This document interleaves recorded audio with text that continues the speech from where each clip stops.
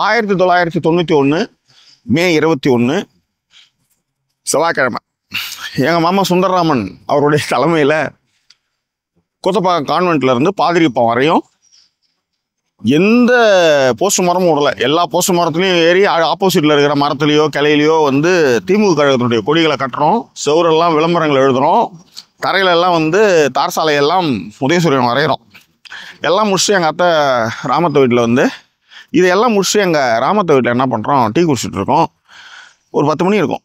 ஒரு 10:30 மணிக்கு அப்படி கிளம்பலாம், 11 மணிக்கு கிளம்பலாம் அப்படின்னும் போது ஒரு இடியான செய்தி வந்து வருது. இது மாதிரி ராஜீவ்காந்தி வந்து ஸ்ரீபெரும்புத்தூரில் கொல்லப்பட்டார் அப்படின்ட்டு. அதன் பிறகு ஒரு 2 நாள் வந்து இந்த தமிழகம் வந்து சந்தித்த விஷயங்கள், அந்த பதப்படப்பு, இதெல்லாம் வந்து வாழ்க்கையில் எந்த திமுக காரங்களும் மறந்துருக்கவே முடியாது. ஏறக்குறைய 34 வருடங்களுக்கு பிறகு அந்த ஸ்ரீபெரும்புத்தூர் சம்பவத்துக்கு அப்புறம் வந்து தினத்தந்தியில் வந்த செய்திகளில் வந்த பெயர்கள் கார்த்திகேயன், புருஷோத்தமன், மல்லிகை, சிபிஐ, சிவராசன், தானு, வேதாரண்யம் சண்முகம், சுபா சுந்தர், ஹரிபாபு கேமரா, மனித வெடிகுண்டு, பெல்ட் பாம். ஸோ எல்லாமே இதுக்கப்புறம் வந்து பார்த்திங்கன்னா இந்த பெயர்கள்லாம் அந்த 34 வருடங்களுக்கு முன்பாக கண்ணில் தட்டுப்பட்ட பெயர்கள் எல்லாம் ஒரு வெப்சீரிஸ் வந்து ஞாபகப்படுத்தியிருக்கேன். அந்த வெப்சீரிஸ் பெயர் வந்து த hunt Rajiv Gandhi assassins case. So Sony லிவ்வில் ஒரு 7 எபிசோடாக ரிலீஸ் ஆகிருக்கு. இந்த எபிசோடு எப்படி இருக்குது, இந்த வெப்சீரிஸ் வந்து எப்படி இருக்குது அப்படின்றத கொஞ்சம் விரிவாக பார்க்கலாம். அதற்கு முன்பாக இந்த தளத்தை இதுவரை சப்ஸ்கிரைப் பண்ணாதவங்க சப்ஸ்கிரைப் பண்ணுங்கள், லைக், கமெண்ட், ஷேர் பண்ணுங்கள். ஸோ விரிவான பார்வைக்கு stay tune with as.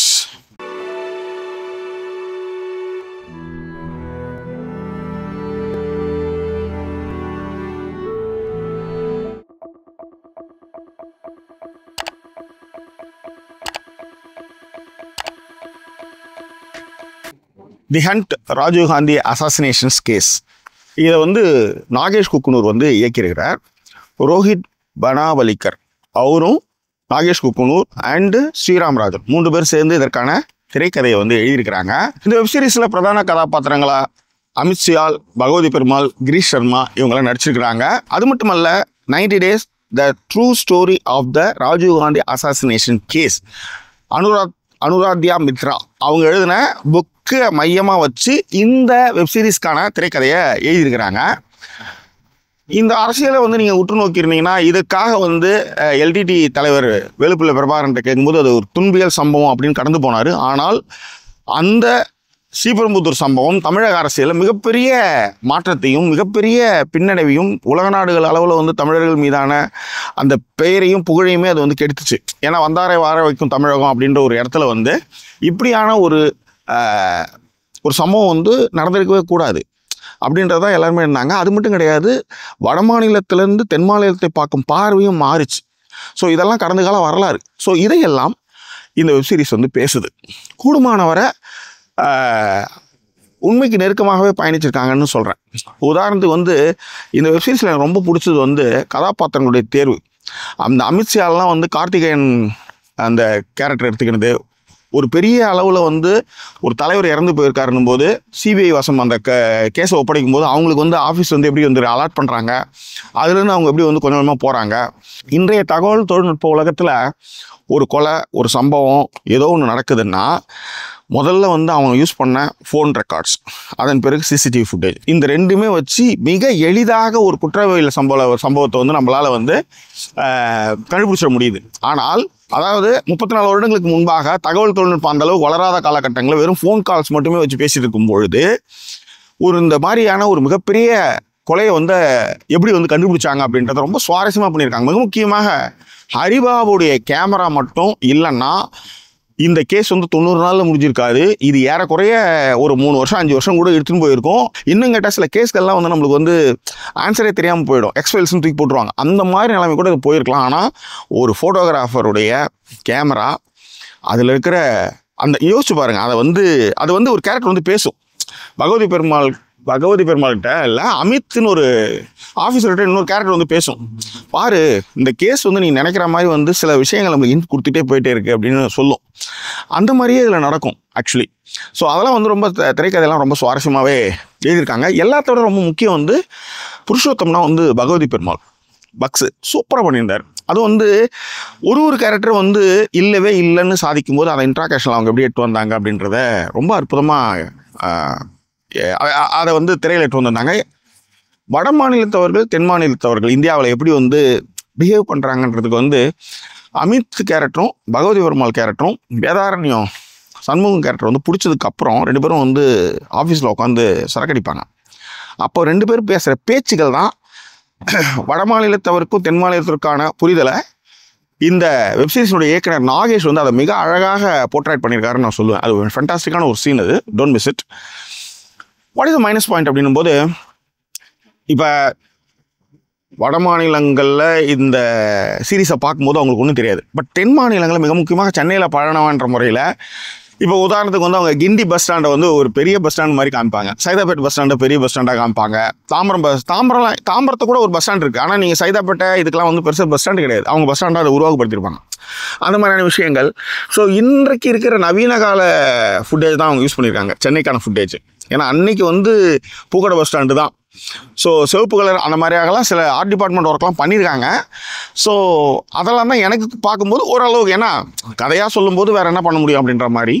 But கூடுமான வரை வந்து அந்த காலத்து மாருதி ஜிப்சி அம்பாசடர்ஸ் யூஸ் பண்ணி கூடுமான வரை கொஞ்சம் உண்மைக்கு நெருக்கமாக வந்து பயணிச்சிருக்காங்க அப்படின்னு தான் நான் சொல்லுவேன். டெக்னிக்கலாகவும் வந்து ரொம்ப நல்லா இருந்தது. மிக முக்கியமாக பேக்ரவுண்ட் ஸ்கோர் வந்து சூப்பராகவே இருந்தது. நிறைய படவடப்பை ஏற்படுத்துகிற மாதிரியான விஷயங்கள். சங்கிராம் கிரி, ஆமாம், அவர் தான் வந்து இந்த வெப்சீரிஸ்க்கான ஸ்மோலோகிராஃபி.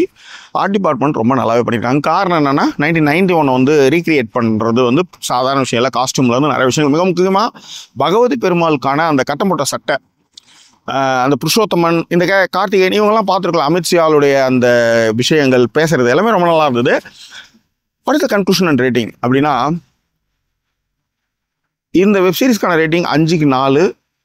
உண்மையிலே கூடுமானவரை ரொம்ப நெருக்கமாக பயணிச்சிருக்காங்க. எல்லா பக்கத்தையும் பேசியிருக்காங்க. சில இடங்கள் வந்து ரைட் ஓகே அது உங்களுக்கு புரிய நினைக்கிறேன். கூடுமானவரை ட்ரை பண்ணியிருக்காங்க. எல்லாத்தோட ரொம்ப முக்கியமான விஷயம், சின்ன தொண்டனோ பெரிய தொண்டனோ பெரிய தலைவரோ யாராக இருந்தாலும் ஒரு மரணத்தை வைத்து இந்திய அரசியல் எப்படி செயல்படுது அப்படின்றத வந்து ஒரு விசாரணை வந்து எந்த அளவுக்கு போச்சு, அதன் பிறகு அது வந்து எப்படி மாறுது அப்படின்றதையும் நீங்கள் நிச்சயமாக இதை பார்க்கும்போது உங்களுக்கு உணர முடியும்.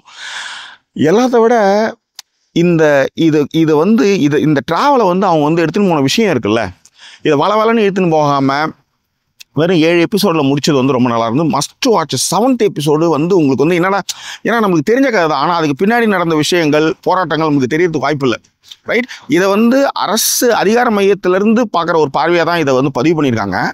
ஆனால் அதுக்கே அவங்க வந்து எவ்வளோ கஷ்டப்பட்டாங்கன்றதை வந்து ரொம்ப சுவாரஸ்யமாக பதிவு பண்ணியிருக்காங்கன்றதான் நான் இங்கே சொல்லுவேன். ஸோ இதில் என்ன கொடுமைன்னா, அப்போ வந்து பெரிய அளவில் பரபரப்பாக பேசப்பட்டது, ராஜீவ்காந்தி கூட அலைன்ஸ் வச்சு ஜெயலலிதா ஏன் ஸ்ரீபெரும்புதூர் மாநாட்டுக்கு போகலை அப்படின்ற கேள்வி வந்தது. இந்த ஸ்ரீபெரும்புதூர் சம்பவத்துக்கு பிறகு நீங்கள் பார்த்தீங்கன்னா இந்திய அரசியலில் மிக முக்கியமாக தமிழ்நாட்டில் மிகப்பெரிய பின்னடைவை சந்திச்சுது. அது வந்து உங்களுக்கு எல்லாருக்குமே தெரியும்.